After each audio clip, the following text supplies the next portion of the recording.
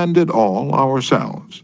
She showed Mr. R. about the house, and he expressed his hearty admiration for the beautiful treasures she'd picked up in her travels and cherished over a lifetime. Paisley shawls, an old English tea set, Wedgwood china, French beds and chairs, Italian paintings, and silk draperies that had once hung in a French chateau. After showing Mr. R. through the house, she took him out to the garage. There, jacked up on blocks, was a Packard car in mint condition. "My husband bought that car for me shortly before he passed on," she said softly. "I have never ridden in it since his death. You appreciate nice things, and I'm going to give this car to you." "Why, Auntie," he said, "you overwhelm me. I appreciate your generosity, of course, but I couldn't possibly accept it. I'm not even a relative of yours. I have a new car, and you have many relatives that would like to have that Packard." "Relatives?" she exclaimed. "Yes, I had relatives who are just waiting till I die so they can get that car, but they are not going to get it." "If you don't want to give it to them, you could very easily sell it to a second-hand dealer," he told her. "Sell it?" she cried. "Do you think I would sell this car? Do you think I could stand to see strangers riding up and down the street in that car? That car that my husband bought for me? I wouldn't dream of selling it. I'm going to give it to you. You appreciate beautiful things."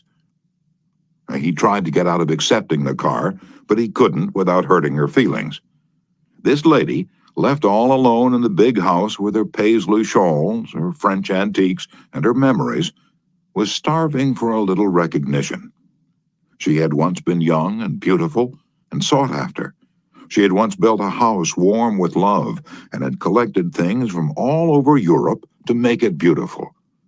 Now, in the isolated loneliness of old age, she craved a little human warmth, a little genuine appreciation, and no one gave it to her. And when she found it, like a spring in a desert, her gratitude couldn't adequately express itself with anything less than the gift of her cherished Packard. Let's take another case. Donald M. McMahon, who was superintendent of Lewis and Valentine, nurserymen and landscape architects in Rye, New York, related this incident. "Shortly after I attended the talk on how to win friends and influence people, I was landscaping the estate of a famous attorney. The owner came out to give me a few instructions about where he wished to plant a mass of rhododendrons and azaleas. I said, 'Judge, you have a lovely hobby. I've been admiring your beautiful dogs. I understand you win a lot of blue ribbons every year at the show at Madison Square Garden.' And the effect of this little expression of appreciation was striking. 'Yes,' the judge replied, 'I do have a lot of fun with my dogs. Would you like to see my kennel?' And he spent almost an hour showing me his dogs and the prizes they'd won. He even brought out their pedigrees and explained about the bloodlines responsible for such beauty and intelligence.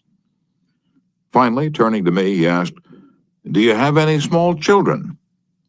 'Well, yes, I do,' I replied. 'I have a son.' 'Well, wouldn't he like a puppy?' the judge inquired. 'Well, yes, he'd be tickled pink.' 'All right, I'm going to give him one,' the judge announced.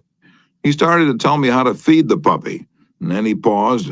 'You'll forget if I tell you, I'll write it out.' So the judge went in the house, typed out the pedigree and feeding instructions, and gave me a puppy worth several $100 and an hour and 15 minutes of his valuable time, largely because I had expressed my honest admiration for his hobby and achievements. George Eastman of Kodak fame invented the transparent film that made motion pictures possible, amassed a fortune of $100 million, and made himself one of the most famous businessmen on earth. Yet in spite of all these tremendous accomplishments, he craved little recognitions, even as you and I. To illustrate, when Eastman was building the Eastman School of Music and also Kilbourne Hall in Rochester, James Adamson, then president of the Superior Seating Company of New York, wanted to get the order to supply the theater chairs for these buildings. Phoning the architect, Mr. Adamson made an appointment to see Mr. Eastman in Rochester. When Adamson arrived, the architect said, "I know you want to get this order, but I can tell you right now that you won't stand a ghost of a show if you take more than 5 minutes of George Eastman's time. He's a strict disciplinarian. He's very busy, so tell your story quickly and get out." Adamson was prepared to do just that. And when he was ushered into the room, he saw Mr. Eastman bending over a pile of papers at his desk. Presently, Mr. Eastman looked up, removed his glasses, and walked toward the architect and Mr. Adamson, saying, "Good morning, gentlemen. What can I do for you?" And the architect introduced them, and then Mr. Adamson said, "While we've been waiting for you, Mr. Eastman, I've been admiring your office. I wouldn't mind working in a room like this myself. I'm in the interior woodworking business, and I never saw a more beautiful office in all my life." And George Eastman replied, "You remind me of something I had almost forgotten. It is beautiful, isn't it? I enjoyed it a great deal when it was first built, but I come down here now with a lot of other things on my mind and sometimes don't even see the room for weeks at a time." Adamson walked over and rubbed his hand across a panel.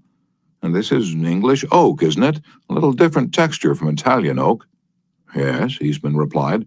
"Imported English oak. It was selected for me by a friend who specializes in fine woods." And then Eastman showed him about the room, commenting on the proportions, the coloring, the hand carving, and other effects he'd helped to plan and execute.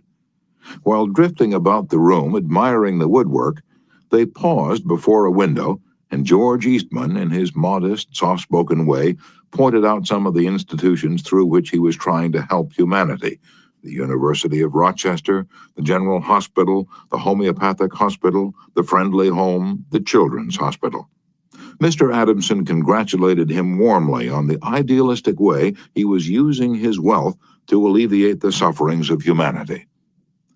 Presently, George Eastman unlocked a glass case and pulled out the first camera he had ever owned, an invention he had bought from an Englishman. Adamson questioned him at length about his early struggles to get started in business. Mr. Eastman spoke with real feeling about the poverty of his childhood, telling how his widowed mother had kept a boarding house while he clerked in an insurance office. The terror of poverty haunted him day and night, and he resolved to make enough money so that his mother wouldn't have to work. Mr. Adamson drew him out with further questions and listened absorbed while he related the story of his experiments with dry photographic plates. He told how he had worked in an office all day and sometimes experimented all night, taking only brief naps while the chemicals were working, sometimes working and sleeping in his clothes for 72 hours at a stretch. James Adamson had been ushered into Eastman's office at 10:15 and had been warned that he must not take more than 5 minutes, but an hour had passed, and then 2 hours passed, and they were still talking.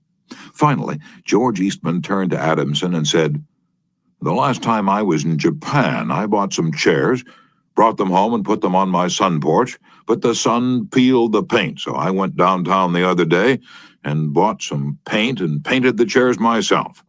Would you like to see what sort of a job I can do painting chairs? All right, come up to my home and have lunch with me, and I'll show you." The order for the seats amounted to $90,000. Now, who do you suppose got the order? James Adamson or one of his competitors? From the time of this story until Mr. Eastman's death, he and James Adamson were close friends. Claude Moret, a restaurant owner in Rouen, France, used this principle and saved his restaurant the loss of a key employee. This woman had been in his employ for 5 years and was a vital link between Monsieur Moret and his staff of 21 people. He was shocked to receive a registered letter from her advising him of her resignation. Monsieur Moret reported, "I was very surprised and even more disappointed because I was under the impression that I had been fair to her and receptive to her needs. Inasmuch as she was a friend as well as an employee, I probably had taken her too much for granted, and maybe was even more demanding of her than of other employees. I could not, of course, accept this resignation without some explanation. I took her aside and said, 'Paulette, you must understand that I cannot accept your resignation. You mean a great deal to me and to this company, and you are as important to the success of this restaurant as I am.' I repeated this in front of the entire staff and invited her to my home and reiterated my confidence in her with my family present. Paulette withdrew her resignation, and today I can rely on her as never before. I frequently reinforce this by expressing my